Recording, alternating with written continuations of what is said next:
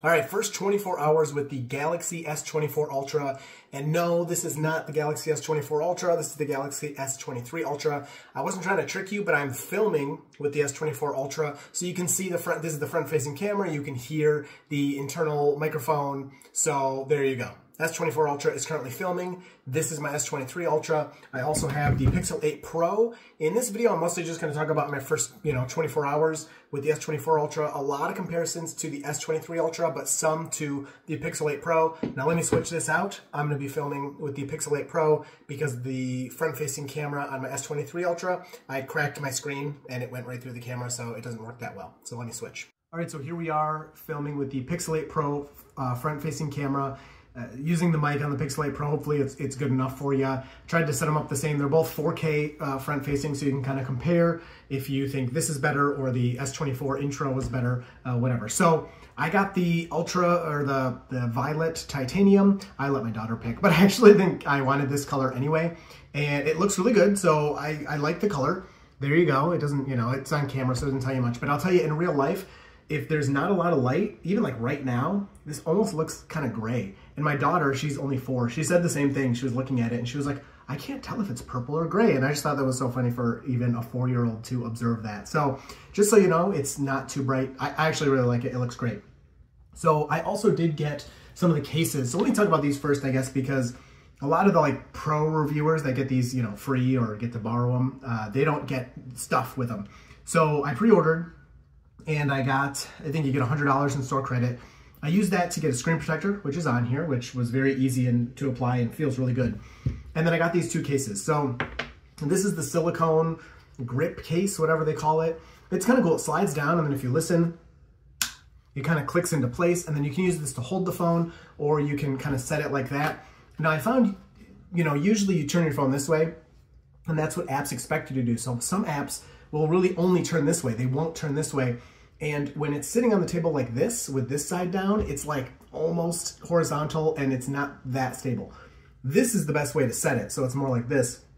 But some apps won't rotate that way. So I found that kind of annoying. On top of that, I am not a fan of silicone cases at all because all the lint and everything gets stuck to them. You don't slide in and out of your pocket easily. They kind of grip everything. And it just makes the phone so big. The phone's already huge, and it just adds so much size to the phone. So I don't even want to put it in there, but yeah, it adds a lot of size. Now this mechanism, it's very cool. I actually like this idea a lot, but it's not as, I don't know, kind of seamless as I thought it would be. You can do this with one finger and click it, but when it's in this position, it's very difficult to get it back out of that position with one hand, and I usually was doing it two-handed. So it's just not as kind of fast and convenient as I thought it would be.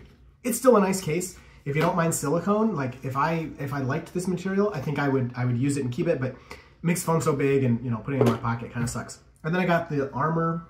This one is the Shield case, and this one is more hard plastic. I like the material a lot, but again, it's a lot of protection for the phone, which is great, but then it just makes it so big. And I think what I should have done is I should have used that $100 and just got the Samsung Care Plus, which will let you replace the phone if you break it or whatever, and done no cases. Because, what I actually did, I went on Samsung's website within the first 24 hours. I mean, this is like almost, well, it was maybe 30 hours after I opened the box. I went on their website and I bought Samsung Care Plus, and I'm not gonna use a case. So I think I'm gonna like that a lot better because I did crack my S23 Ultra. It's the first phone I've cracked in so many years, but now I'm kind of paranoid. So let's go into the notes here. And, well, I'll tell you one physical difference I noticed. I didn't see anyone mention this. On the top, on the S24 Ultra, there's 2 microphones on top, and the S23 Ultra, there's only 1. But on the bottom, the S23 Ultra has 2 microphones on the bottom, kind of flanking the USB-C port. And then here, there's only the 1 microphone next to the USB-C port on the S24 Ultra. Probably doesn't matter, but if you're watching my video about phones, you're probably a nerd and care about that stuff like me, so there you go. All right, so the AI stuff, let's mention that. I've used it a little bit. Of course, this is just the first day. I haven't had much time. The camera, like the editing of the pictures, and I know that's done over the cloud, but wow, is it fast, especially compared to the Pixel 8 Pro, when maybe it's better, but on the Pixel 8 Pro, I barely used any of that stuff, because when I first got the phone, I was using it, I was like, oh, this is kind of neat, but it's very cumbersome. The app, first of all, you have to back up the picture to Google Photos, which is not that big of a deal, but I don't have my pictures set to auto back up. So if I want to AI edit a picture on the Pixel 8 Pro, I have to first back up the photo, which takes, a few seconds, not that long. Wait the few seconds, go back in, click edit, blah, blah, blah. And then once it's loading to do the edit, it takes a while. On the S24 Ultra, holy moly, you go in a picture, you just click edit, and then you click the AI edit, you do your thing, and it just takes a few seconds. It's so much more seamless than the Pixel 8 Pro. So I'm enjoying that a lot more on the S24 Ultra, and I think I will actually use it. The other AI thing is for the Notes app. So I took a quick recording of this, but you can write your notes. You probably heard other people talk about this, and then it can organize them for you. Now I found the organization is like kind of cool. It's not the best thing I've ever seen, but what I didn't like is that I made some pros and cons about it in my first day. I was writing down, I was like, this will be perfect. I can just randomly write things and then it'll organize them. And it made the list pros and cons and just put a bunch of bullet points. Like, okay, you couldn't make a pros section and a cons section. That would have been nice, or maybe like, here's everything about the camera. So little work to be done. Maybe if I wrote more notes, it would get better or something. But it does look a lot nicer than when I first typed it. And it took me 3 seconds to format it. I mean, it's so cool. And it gives you multiple options of formats. So you can like pick, one of, I think 5 or 6 different options it gives you on how to format it. And then you can either just add that to the notes you have so it won't delete what you originally wrote, or you can have it replace your notes, which is what I did. And it is a lot easier to look at this and go through it. So camera, I want to talk about that mostly. I care a lot about cameras. Obviously, it's the main thing people always talk about with phones, camera and battery. And the camera's really good so far. Again, just the first day. It is wicked fast. And what I found is happening, let's see if it'll happen. I mean, talking about it's probably not fair, but when I go to take a picture, see if you can see that, I will like accidentally, like I just took 4 pictures right there. I will accidentally double tap this shutter when I go to take one picture because the shutter is super sensitive and it's so fast. Multiple times in the first day, I've gone to take a picture and it takes 2. And it's like, I'm actually happy because it's so fast and sensitive that's like a positive in my opinion. It's taking pictures so quickly. The Pixel 8 Pro is fine. The camera's not nearly this fast. It works fine, but not great. S23 Ultra I thought was better than the Pixel 8 Pro and in terms of responsiveness and stuff. But this is like another level of speed. It's awesome. Now responsiveness wise and everything, all the phones, I mean the flagships you're gonna get are super fast and everything. But so far, I do find this more fluid than my Pixel 8 Pro. I find it more fluid than the S23 Ultra. Again, it's brand new, so maybe it'll kind of slow down a little bit over time. But my S23 Ultra never began to slow down. I didn't notice. And I did back up things, so I brought all my apps from my S23 Ultra. Almost all, not every single app, but I did the sync, whatever Samsung calls it. And I brought all my apps over, besides a few. And all my accounts are synced. And so I have everything going. I have like 8 emails on here and I'm doing everything I've done. I have all the stuff going. So I'm very happy with the responsiveness, pressing the home button, it's very fluid, blah, blah, blah. So all of that's nice. I wouldn't expect anything less, but so far the experience has been great. And even compared to the Pixel 8 Pro, which I feel like I had a slightly less on that phone than I had on my S23 Ultra, the Pixel 8 Pro, it's so funny because Pixel was kind of known for being the snappy and blah, blah, blah, and Samsung had all the bloatware, and Samsung doesn't have that anymore. It still has the connotation and people think that. It did come with some stupid games and stuff on it that I was like, why would you put all this junk on my phone? But I think that was AT&T's fault. But it's still so snappy and so fast. It was very easy to uninstall all those stupid apps. Whereas the Pixel 8 Pro it's still pretty fluid, but it's not as fluid as this. It's just, in my experience, from day one of Pixel 8 Pro through today where I'm using it, it was never as good as this. And the camera on the Pixel 8 Pro, it just doesn't take pictures as fast. And often on the Pixel 8 Pro, like multiple times per week, my whole phone will start kind of like lagging on the Pixel 8 Pro, and then the touchscreen will just completely stop working. So if I'm like watching a video or something on the Pixel 8 Pro, it'll keep working, but I can't do anything or touch anything. I have to shut the screen off. Again, we're talking about the Pixel 8 Pro, turn it back on, and then everything will work again. And that happens like 2-3 times a week, and it's so frustrating. Never was like that on the S23 Ultra. Hasn't been long enough for the S24 Ultra, but I assume it won't happen. If it does, I'll do maybe a month update or something. And yeah, so I'm very excited. I thought the Pixel 8 Pro was going to be great. I'm very excited to get off of it. There's just so many little things. So this is one thing I'll talk about, and this is an Android thing now, which I didn't realize till I switched to this. But swiping from the side as a gesture for back is terrible. Now the Pixel 8 Pro, it has that gesture, and I thought it was a Pixel thing. Because my S23 Ultra, you can have the swipe from the middle on the bottom will be home, on the right swipe up will be back, and on the left swipe up will be multitasking. Well, now if you get rid of the navigation bar, you have to swipe from the side to go back, and then if you swipe from the middle, it's home, and if you swipe from whatever, it's multitask. I hate swiping from the side because so many apps have an action where if you swipe from the side, it's something in the app. It's just as simple as the gallery. You want to look through your pictures, you're swiping from the side. Oh, I was too close to the edge that time, so now I went back and I exited the gallery. There's just so many examples of that throughout all kinds of apps, and I absolutely hate it. So unfortunately, I'm very sad, but I do have my nav bar up on the S24 Ultra. So now this little bit of screen is taken up by that. And it doesn't seem like a big deal, but when you're used to the S23 Ultra, which I did add it here, just, you know, so I wasn't going back and forth between two different things. When you look at it on something like X, how stupid does this look? Now I have this row of icons here, and then I have this row of icons. It's just like, it looks awful. Whereas if I could get rid of this, I know I'm getting a little pedantic here, I would just have this row of icons, whatever. I mean, phones are so good now. These are the things I have to complain about. I'm gonna do like a full camera comparison. Of course, I'm not like as good as everybody else, and I don't have all the equipment to do everything, but I'm gonna do what I can. I did take some pictures you're looking at now, the S23 Ultra and S24 Ultra, comparing the zoom. So I'm very disappointed they got rid of the 10x zoom. I know all the comments and people are like, oh, well, it's 50 megapixels instead of 10, so it's better even at 30x, it's better, blah, blah, blah. I'm not convinced. Although the pictures I took so far, it looks like the S24 Ultra is better at 30x than the S23 Ultra at 30x, but I want to do some more testing. I'm disappointed. I wish we could have 10x with 50 megapixels. I know there's trade-offs and everything, but I use that 10x all the time, especially when you're taking pictures outside of wildlife or something even slightly far away. The 10x is so nice to have, and the copying Samsung has to do of iPhone of everything is just so cringy. The titanium, come on, like what?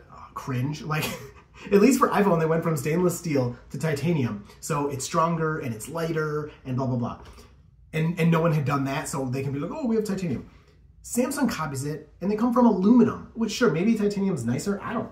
Let me take this out of the case. Oh, by the way, if you want to see, sorry, this is me. I'm a little ADD, so this is what you get. If you want to see what the leather case looks like aged, this is it. I love it. This is one of my favorite cases I've ever had. And yes, my phone cracked while it was in this case, but it's very comfy. Okay, here's aluminum and titanium next to each other. Who cares? This is so the aluminum's better. I'm just gonna say it. Why would you copy it and make your phone heavier? I mean, I know it's like 1 gram lighter or whatever it is, but this could have been. It feels heavier to me. The S24 Ultra feels heavier than the S23 Ultra. It could have been lighter. I want a lighter phone. I don't want a heavier phone so that you can market and copy Apple. You know what you should copy Apple? You know what you should copy? Face ID. Face ID on the iPhone is amazing. You can use it in the dark. You can use it anywhere all the time, and it's so fast. It's lightning fast. It works so great. Copy Face ID. Put all that in there. That's what I want. I don't know if Apple has a patent or something, but the fingerprint scanner works great. Don't get rid of that. I want everything. I want the Face ID and the fingerprint scanner.